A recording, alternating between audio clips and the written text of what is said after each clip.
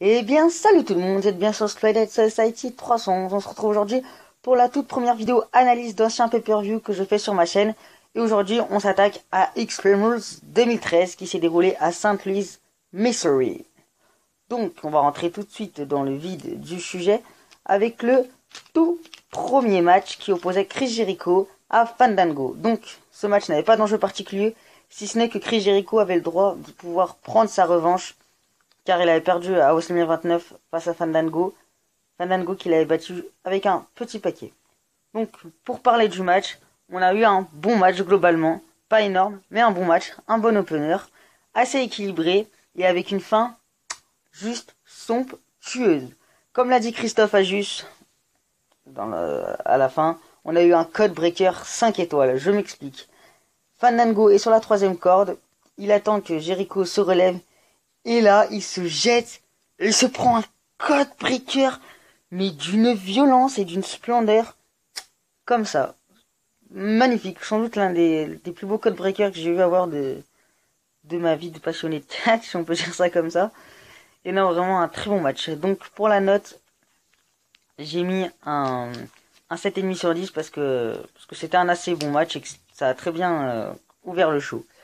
Voilà, donc pour passer au deuxième match, il opposait Dean Ambrose à Kofi Kingston pour le titre des États-Unis détenu par Kofi Kingston. Le match dans l'ensemble était assez bon, il était bien rythmé, mais je sais pas, il y a quelque chose qui fait que le match, j'ai pas trop apprécié. Il y a eu d'autres choses que j'ai bien aimé, notamment le Trouble in Paradise de Kofi Kingston qui a mis Dean Ambrose KO à l'extérieur du ring pendant jusqu'à 9 je crois, et Dean Ambrose a réussi à revenir dans le ring. Donc là, Kofi Kingston retente un Trouble in Paradise, sauf que Dean Ambrose esquive et Tony Deeds. 1, 2, 3, nouveau champion des États-Unis, Dean Ambrose. Donc pour la note, j'ai mis 7 sur 10 parce que c'était un assez bon match, mais pas exceptionnel. Voilà, donc 7 sur 10 pour ce match. Nous allons passer maintenant au troisième match de la soirée qui opposait Sheamus à Mark Henry dans un straight match. Alors j'ai du mal à expliquer ces stipulations, mais j'essaie de vous l'expliquer le plus clairement possible. En gros, les deux hommes sont liés par une sorte de corde, une sangle on va dire, voilà, ils sont liés d'une sangle. Donc en gros, voilà quoi, il y a moins de liberté de mouvement, mais la longueur qui les sépare est quand même assez longue, donc ça va. Donc voilà, pas d'enjeu particulier, si ce n'est une bagarre entre les deux. Qu'est-ce que je peux dire du match? La stipulation a été très bien utilisée. On a eu 2-3 spots assez sympas avec l'utilisation de cette strap là, de cette de cette sangle. Mais sinon le match est assez ennuyeux à regarder, assez chiant. Il est assez mou, notamment parce qu'on a Mark Henry, hein, c'est un peu normal, j'ai envie de vous dire. Mais la stipulation a été bien utilisée. Donc oui, donc enfin ils sont liés les deux superstars, mais j'ai pas dit ce qu'il faut taper les trois coins en fait. Le but, c'est vous avez les quatre coins du ring. Il y a une sorte de lumière et à chaque fois qu'une superstar tape dessus, la lumière s'allume. Et en fait, il faut que les quatre lumières du ring soient allumées. Donc voilà, c'était assez sympa comme stipulation, assez rare. On voit pas souvent cette stipulation. La dernière fois qu'on l'a vu, je crois que c'était à Extreme Rules 2015 entre John Cena et Rusev. Ouais, sinon, bah voilà, le match était assez ennuyeux à regarder. Sur la fin, Sheamus tape les trois coins, sauf que Mark Henry commence un peu à se remettre un peu, enfin, commence à revenir un petit peu dans le match. Il se rend compte qu'il est en train de se faire un petit peu niquer. Et donc, il chope Sheamus pour un World Strongest Man. Sauf qu'au moment où il soulève, Sheamus passe derrière lui et lui envoie un énorme brogue kick. Et il tape le dernier coin et la victoire pour Sheamus. Voilà. Donc pour ce match, j'ai mis la note de 6 sur 10 parce que, comme je l'ai dit plus tôt, la stipulation a été bien utilisée, mais le match était tout de même un petit peu ennuyeux. Voilà. Donc, pour le quatrième match de la soirée, il opposait Alberto Del Rio à Jack Swagger dans un Quit match.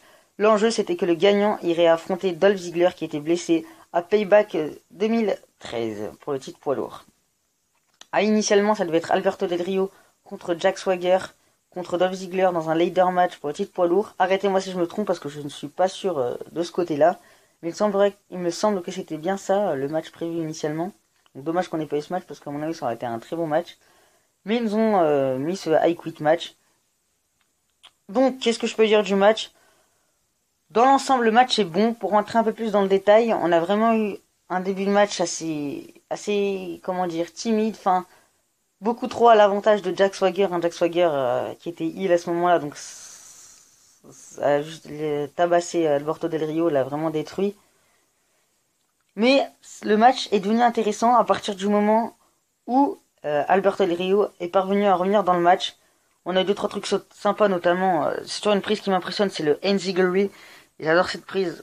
Voilà, pour moi, ce qui a marqué ce match, c'est quand Alberto Del Rio est vraiment revenu dans le match. Donc c'est à partir de là que ça a été intervention. Par contre, on a une intervention toute pourrie de Zeb Colter. Donc je crois que c'était Jack Swagger qui portait une prise de soumission à Alberto Del Rio.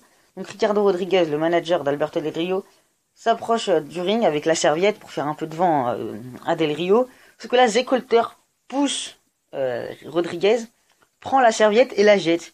Et là, l'arbitre décide de disqualifier Alberto Del Rio, enfin à cause de l'intervention de Ricardo Rodriguez.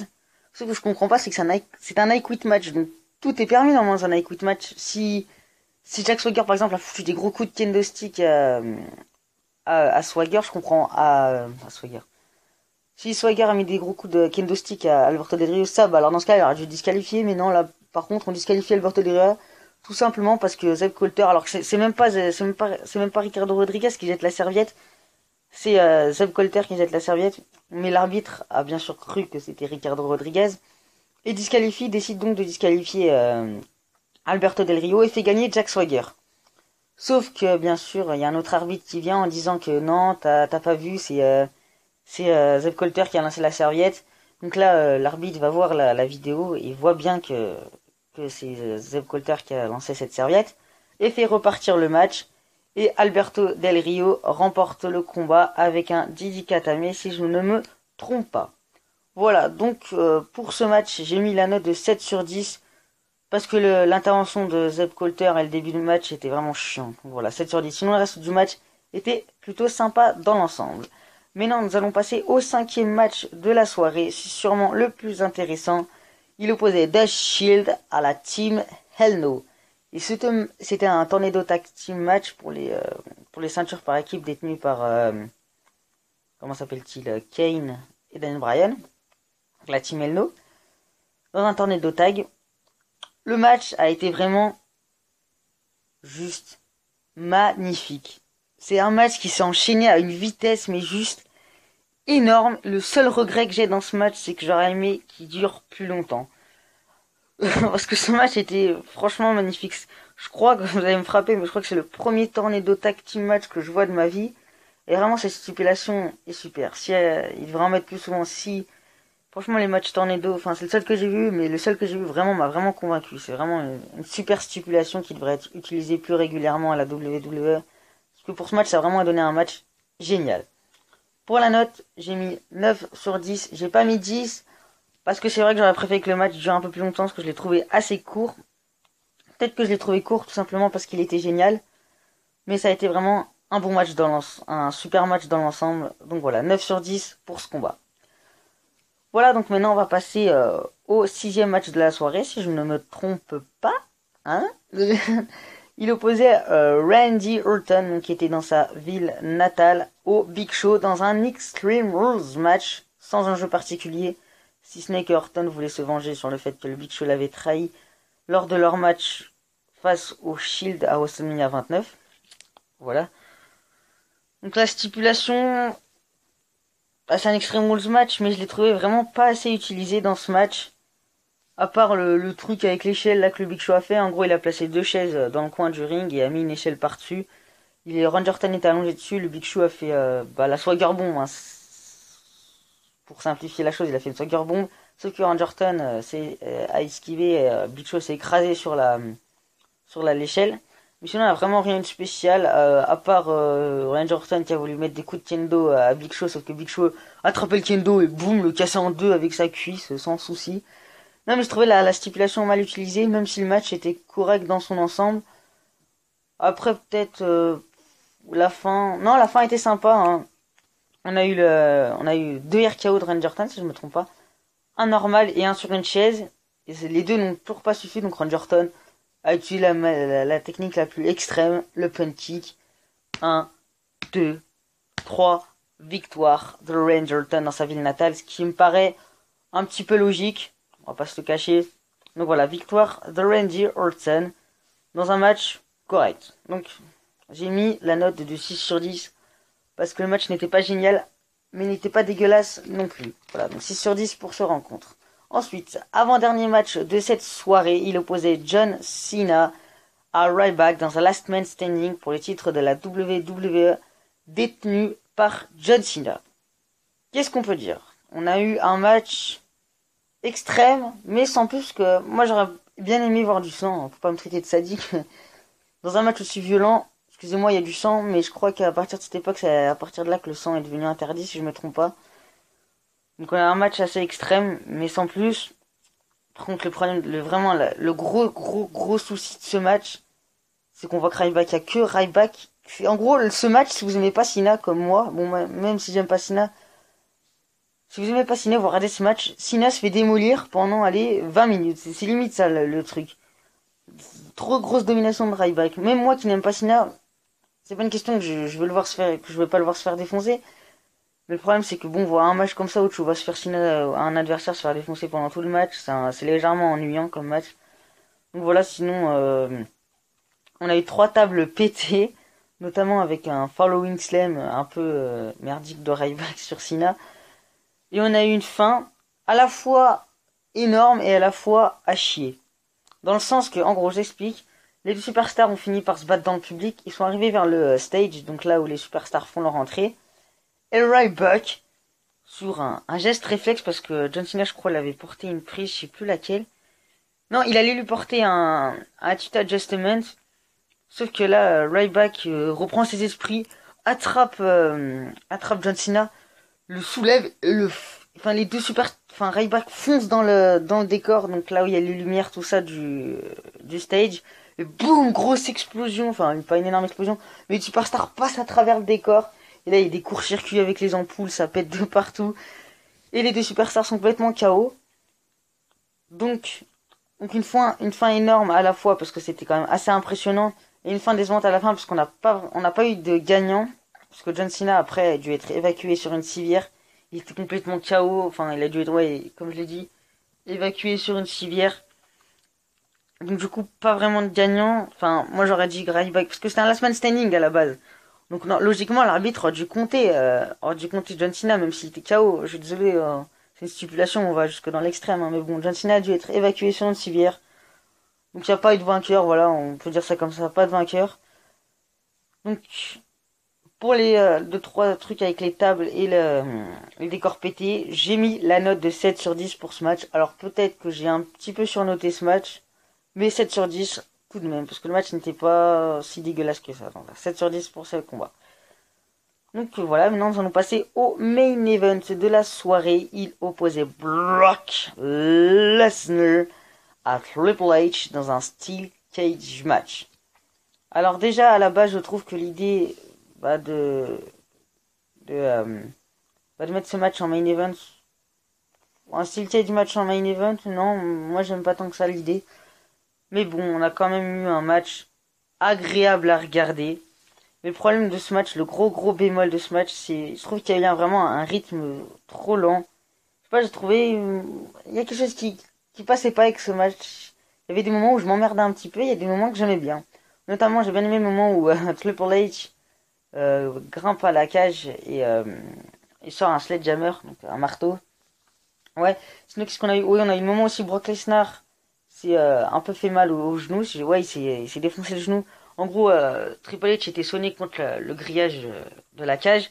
Là, Brock Lesnar projette dans les cordes, le genou en avant. Et là, heureusement que Triple H s'est esquivé, parce que sinon sa face était broyée. Et Brock Lesnar s'est pris le genou dans le grillage. Et donc, du coup, il avait mal au genou. On a eu ça. Qu'est-ce qu'on a eu d'autre aussi? On a eu le moment où Triple H voulait sortir par la porte de la cage. Et Paul Heyman a viré l'arbitre et a refermé la cage sur la tête de Triple H. Donc ensuite, Brock Lesnar, plus tard dans la rencontre, a porté son F5. 1, 2, 3 victoires de la bête, donc qui remporte la belle car les hommes s'étaient affrontés à SummerSlam 2012 où Brock Lesnar avait battu Triple H. Ensuite, à WrestleMania 29, où Triple H avait gagné. Et donc là, c'était la belle que Brock Lesnar a gagné. A noter aussi que Triple H a porté un pedigree et Brock Lesnar 2 F5. Voilà le petit détail. Donc pour ce match, j'ai mis la note de 7,5 sur 10. Parce qu'il était bon, mais sans plus. Voilà, il y a des moments où on se faisait chier et des moments où c'était plutôt agréable. Donc 7,5 sur 10 pour ce match. Donc voilà, pour conclure ce pay-per-view. Pardon, j'ai... Excusez-moi, j'ai eu un bug, j'allais avaler et je sais pas, j'ai un petit peu mal à la gorge, donc Excusez-moi pour ce petit bug. Donc voilà, donc pour conclure ce pay-per-view, en additionnant toutes les notes de ce match et en la divisant par 8, car il y avait 8 matchs tout dans ce match, on obtient une moyenne de 7,1, donc ce qui est plutôt correct, mais pas non plus génial. Donc voilà, 7,1 sur 10 pour ce pay-per-view qui était assez bon dans l'ensemble. Pour moi, le meilleur match a été Team Hell No contre The Shield. Enfin, contre Roman Reigns et Seth Rollins pour le titre par équipe. D'ailleurs, victoire de Roman Reigns et Seth Rollins. Je l'ai même pas dit que c'est qui a gagné quand j'avais parlé de ce match. Enfin bon, excusez-moi encore une fois pour cette petite erreur. Donc voilà, meilleur match de ce show, le Tornado Tag. Et le plus décevant, pour moi, ça a été quand même le match entre Sheamus et Mark Henry. Voilà. Donc c'est à peu près tout pour ce show. J'espère que cette vidéo vous aura plu et j'espère que vous irez voir ce show. Je vous dis à la fois prochaine. Peace les gens.